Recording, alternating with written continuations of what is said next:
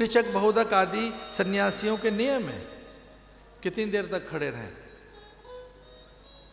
भवति भिक्षाम देहि भवति भिक्षाम ददातु।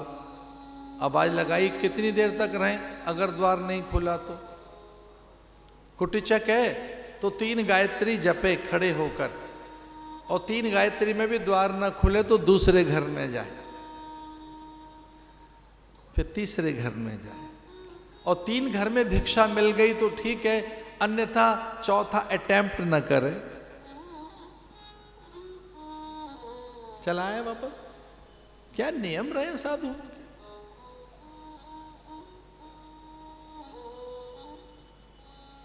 ये तो अपना सा ही घर समझकर उसके आंगन में बैठ गए, और वो नर्तकी, वो वैश्या, इनका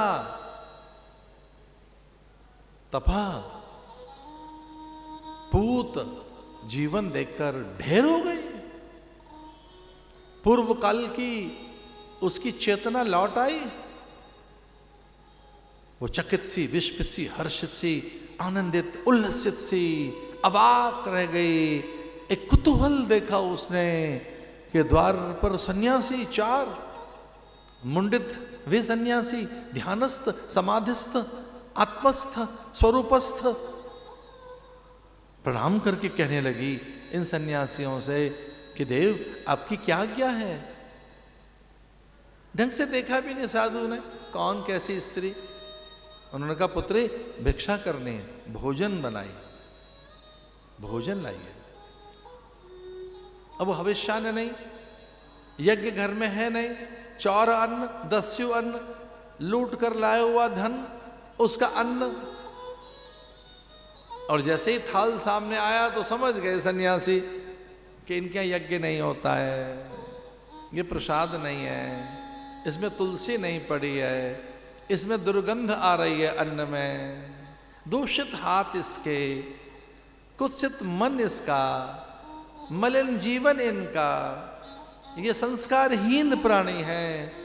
ऐसा सन्यासियों ने देखा। लेकिन ये सन्यासियों का औदार्य, ये उनकी महानता।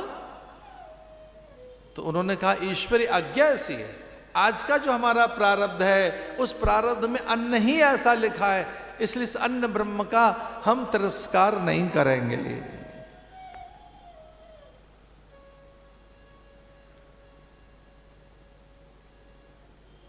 मैंने जहां उपनिषद पढ़े हैं,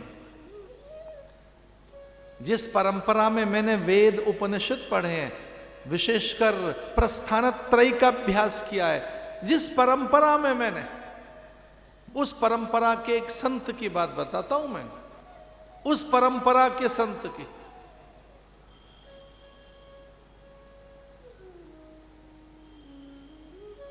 कि वहां वेदांत पढ़ने के लिए कुछ आ गए अन्य ब्रह्मचारी। पूछा था उन संत ने कि आपके गुरु तो बड़े महान हैं, आपके गुरु तो प्राय ऐसे तत्वदर्शी हैं, त्रिकालदर्शी हैं, हमारे पास क्यों भेजा है उन्होंने?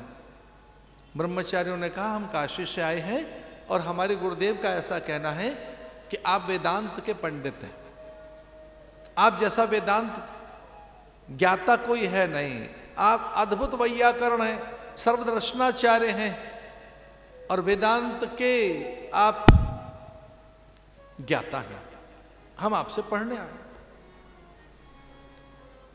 तो ब्रह्मचारियों से कहा चलो मेरे साथ आज। भिक्षा के लिए गए और एक मेहतरानी, साधु कभी बोलकर सिखाते हैं, कभी जी कर सिखाते हैं, उनके चरित्र से, व्यक्तित्व से, कृतित्व से, भास आभास से, उनकी उपस्थिति से, उनकी डांट फटकार से भी बहुत कुछ सीखने को मिलता है।